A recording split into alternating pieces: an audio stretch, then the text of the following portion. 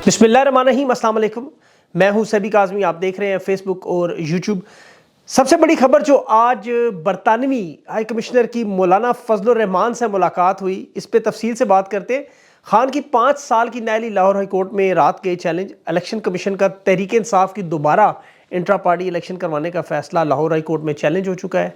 और जो मौजूदा इलेक्शन हुए हैं और अबूरी चेयरमैन है, इस मामले पर क्या असर पड़ेगा। बिलावल का गेट नंबर 4 की सियासत पर हमला और दावा किया मैं एंटी हूँ। नवाज शरीफ का अल अजीज़िया रेफरेंस में जो आपको पता फैसला 12 दिसंबर, और सियासत में अब नवाज शरीफ की वापसी है या पाबंदी है, टेक्निकल पॉइंट्स पे बात करेंगे। नवाज शरीफ की साहबजादी ने जो वीडियो कैंपेन चलाई वो सारी नौसरबाजी झूठ पकड़ा गया। नवाज शरीफ अदालत में शर्मिंदा भी हुए। और इमरान रियाज का पहला कैमरे के साथ इंटरेक्शन वीलॉग नमा इंटरव्यू, और इसके साथ साथ इमरान रियाज को जो एक बड़ा अवार्ड इंसानी हकूक़ का 2023 का नॉमिनेशन है, ये भी बड़ा मामला है। और काजी फायज साहब अपने हमनवाज जजेस के साथ मुश्तमिल बेंच बना के मर्जी के फैसले का एक नया ड्रामा, नया खेल। शौकत अजीज़ सिद्दीकी साहब का केस भी 14 दिसंबर को मुकर्रर हो चुका है, ये भी काजी साहब की सरबराही में लार्जर बेंच। और पाकिस्तानी महाजरीन की एक कश्ती इटली के समुद्री रास्ते पर वीडियो मंजर आम पे आई। और इमरान खान का जेल से एक बड़ा खुसूसी खत आपके सामने मैं तफसील रखता हूँ।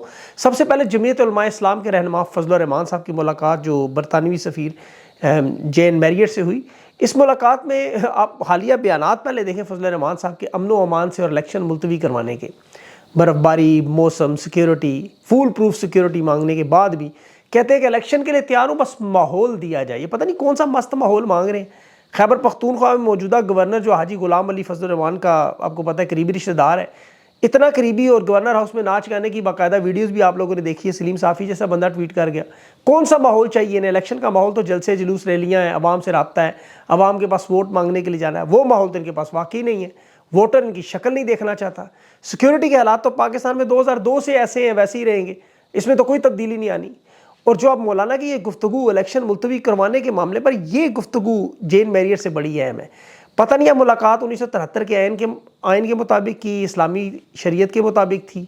इमरान खान पे तो इल्ज़ामात लगाता है ये बरतानवी एजेंट है, इसके पीछे यहूदी लाबी है। आज बहरहाल, और हर जलसे में इमरान खान पर इसने इल्ज़ाम लगाया। आज खुद इन लोगों के साथ बैठ के टांग पे टांग रख के बाहमी दिलचस्पी के अमूर पर बात। अब बाहमी दिलचस्पी इन दोनों की क्या हो सकती है? 2011 में विकीलीक्स के आपको पता है बाहमी दिलचस्पी की रिपोर्ट अमरीकी सफ़ीर एन पैटरसन के सामने भी मौजूद है, जिसमें विकीलीक्स से बताया कि कहता है मुझे सदर बना दो, जो काम करवाना है मैं तैयार हूँ। आज भी यही यकीन दहानी करवाई होगी, मुझे करवा दो, इसराइल पे आँच नहीं आने दूंगा, ये मेरा वादा। फजलुर रहमान के पास ऑफर करने को और कुछ भी नहीं है। अवाम में इनकी जड़ें मौजूद नहीं। चोर दरवाजे से इंटरनेशनल एस्टेब्लिशमेंट के कंधे पर बैठ के जिस तरह नवाज शरीफ अमेरिका, बरतानिया, इसराइल, अरब अमारात, हिंदुस्तान के ज़रिए इक़्तिदार में आ रहा है, फजलुर रहमान क्यों पीछे रहे? इमरान खान के खिलाफ अदम एतमाद में सबसे ज़्यादा अहम किरदार इस शख्स ने अदा किया। अपना इसका senator Ghafoor Hydari, general secretary, रजीम change का राज खोल के बता रहा है कि जनरल बाजवा ने इमरान खान की हुकूमत गिराई, और आज वही लोग तहरीक इस्तेहकाम और परवेज़ खट्टक की जमात बना रहे हैं, और इलेक्शन में सीटें भी देनी चाहिए। मतलब दिन दिहाड़े देखें इस तरह की वारदात के जमहूरियत और सियासत में इस तरह इकरार जुर्म करना, और फिर ये उम्मीद करनी कि पाकिस्तान का वोटर आपको वोट देगा, आपके लिए वाकई माहौल नहीं बन सकता। देखिए सबसे बड़ी बदकिस्मती यही है, 24 करोड़ लोगों के मुस्तकबिल का फैसला अमेरिका, बरतानिया उनके इत्तेहादी करते हैं। इस मुल्क में मुंतखब हुकूमतों को गिराते हैं, मुल्क में सियासी अदम इस्तेहकाम लाते हैं।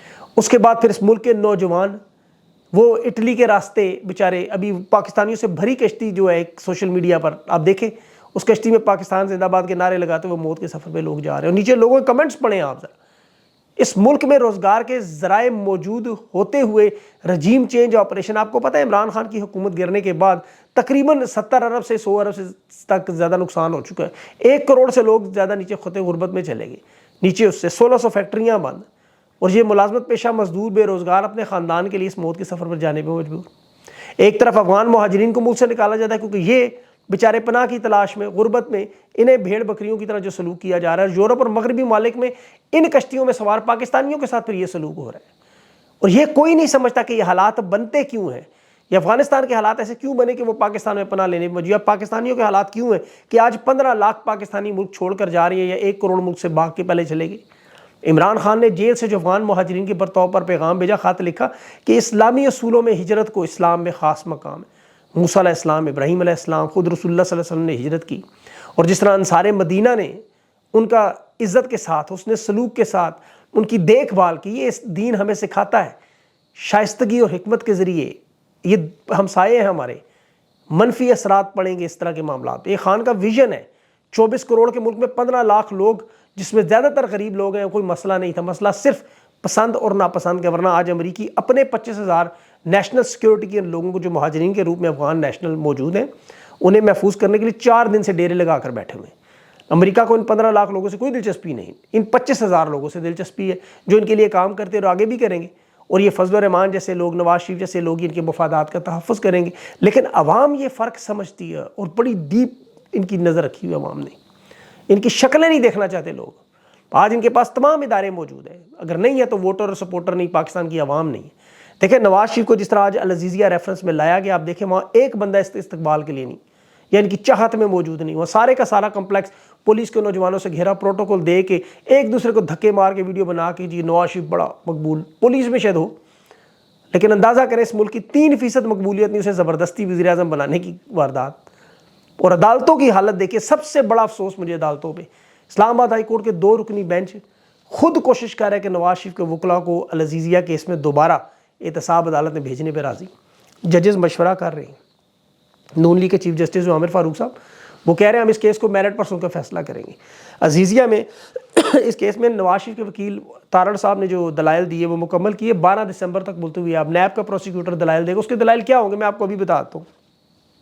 ہمیں کوئی اعتراض نہیں، جی حضوری ملزم کو بری کریں، ہم کیوں اعتراض کریں. 5 سال تک ان لوگوں نے کیس بنائے، ثبوت اکٹھے کیے، اور آج حالت یہ ہے کہ العزیزیہ ریفرنس میں میڈیا میں، جہاں مریم نواز نے جلسوں میں، پریس کانفرنسز میں جج ارشد ملک کی ویڈیو سکینڈل دکھاتی نہیں. عدالت میں آج کہہ رہی ہے ہم اس سکینڈل سے متعلق پیروی نہیں کرنا چاہتے. میاں گل حسن اور رضیب جج صاحب نے پوچھا کیوں نہیں کرنا چاہتے. وہ جج کہ جی جج صاحب فوت ہو گئے. وہ جج میاں گل حسن نے کہا کہ یہ عدالت کو ٹھوس ثبوت چاہیے کہ اگر وہ جج بدیانت تھا تو یہ معاملہ بڑا سنگین ہے، آپ دلائل دیں، اس کے تو بڑے لانگ ٹرم اثرات ہوتے ہیں. کیونکہ جج کا کنڈکٹ اگر ٹھیک نہیں تو پتہ تو ہونا چاہیے اس نے کیا کیا ہے، آپ کے اوپر کیا الزامات تھے. لیکن اعظم رضی تارڑ نے کہا نہیں، اس عدالت میں ویڈیو، جج نے یہاں تک کہا کہ ویڈیو چلائیں یہاں، لیکن وہ اعظم تارڑ کہتا ہے نہیں، نواز شریف کے ساتھ پہلے بڑی زیادتیاں ہوں، اب رہنے دیں، چھوڑیں، معاف کریں، دفع کریں. کیونکہ 2 نمبر ویڈیو بنی ہے، جعلی ویڈیو ہے اس لائبریری میں جہاں سے آڈیو لیکس اور ویڈیو لیکس نکلتی نہیں. یہ نیب پروسیکیوٹر فیصلہ کالعدم کرا کے ٹرائل کورٹ بھیجنے کا بیان دے رہا ہے. اور لاہور ہائی کورٹ میں یہ کیس دیکھیں آمدن سے زیادہ اثاثوں کا کیس ہے. نواز شریف کی آمدن بھی آپ کے سامنے، اثاثے بھی آپ کے سامنے. کس کو یہ نہیں پتا. اور ظلم کی انتہا کہ جب عمران خان نے ڈیوٹی میجسٹریٹ زیبا چودھری کے بارے میں جلسے میں کہا تھا کہ حکومت میں آگے قانون کے کٹہرے میں لائیں گے، اور اس کے بعد عدالت میں جا کے معافی بھی مانگی، کیس آج بھی چل رہا ہے. اور مریم نواز نے شہباز شریف کو اپنے بائیں اور خاقان عباسی کو دائیں پہ بٹھا کے اسکرین پر جج ارشد ملک کی ویڈیو چلائی، اور آج خاموشی سے ایک درخواست واپس لے رہے، ویڈیو نہیں چلا رہے. عدالت تسلیم بھی کر رہی ہے. لاڈلا super extra super plus selected جو مرضی نام دیں، یہ عدالتیں توشہ خانہ کیس میں عمران خان کی قبل از وقت گرفتاری کی. عدالتی وقت ختم ہونے کے بعد آدھی رات کو وکیل انتظار پنجوتا کو فون کر کے کہ صبح ڈیالہ جیل میں ضمانت پر بحث ہے، پہنچو. مطلب دیکھیں یہ ملتوی تھی بدھ تک، آدھی رات کو عدالت کھلوا کے ایمرجنسی میں توشہ خانہ قبل از گرفتاری پہ سماعت. انتظار پنجوتا نے یہ بات اسی لیے کر دی، اس نے کہا اگر فیصلے آپ نے ایسے ہی کرنے ہیں تو پھر ہمارے آنے کی کیا ضرورت، کر دیں جو فیصلہ کرنا ہے آپ نے.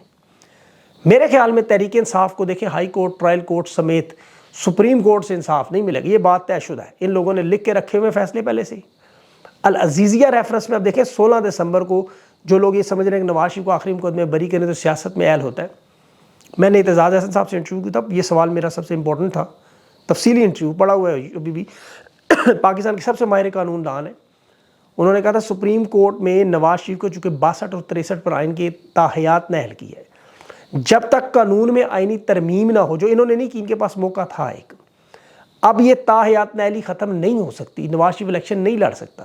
لیکن میرا ذاتی خیال ہے اب تک کے حالات دیکھے کہ جو سپریم کورٹ کل ایک نوٹیفیکیشن بھی جاری کر سکتے کہ نواز شریف وزیر اعظم الیکشن لڑنے کی ضرورت ہی نہیں، تو وہ مان جائیں گے سارے. ان عدالتوں میں دیکھیں تحریک انصاف کے انٹرا پارٹی انتخابات کی الیکشن کمیشن کے فیصلے کو چیلنج بیرسٹر علی ظفر نے کیا ہوا. عمران خان کی کل جو نااہلی کا کیس ہے وہ بھی چلے گا.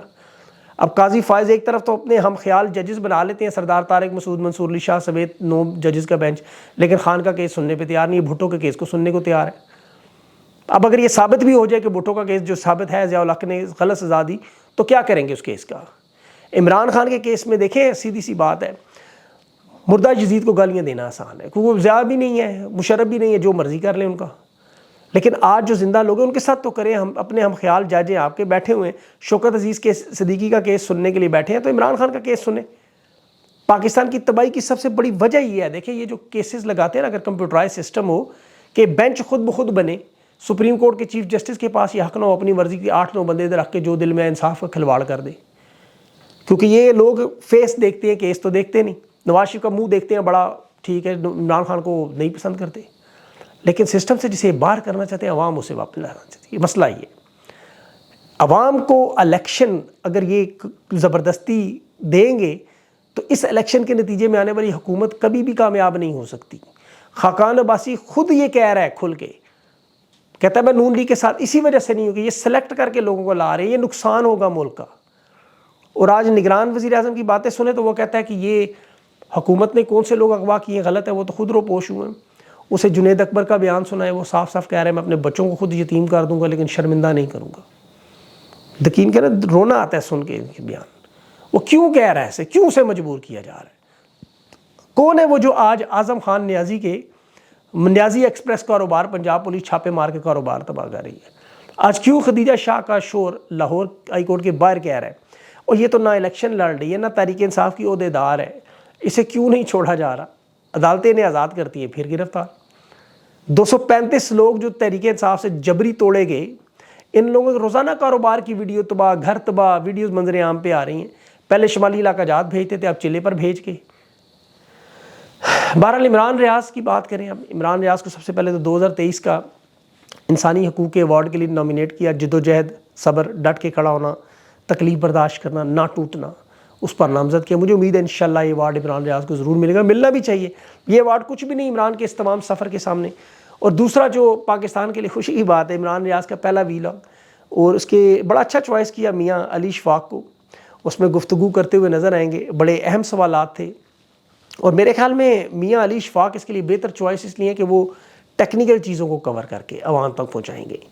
بڑا اہم معاملہ ہے، فتنے کا دور ہے، اس اونٹنی کی طرح بن جائیں جو سوار نہ ہو سکے، نہ دودھ کوئی پی سکے اس کا. دیکھیں عمران ہوا ہم جیسے لوگوں کے لیے یہ بدن کے بغیر آکسیجن، اسی طرح صحافت ہے. مچھلی کو پانی سے باہر رکھ دیں، وہی معاملہ ہے. پانی کے اندر جائے تو وہ زندہ ہے. عمران کی صحت دیکھیے گا آپ کیسے دنوں میں بہتر ہوتی نظر آئے گی.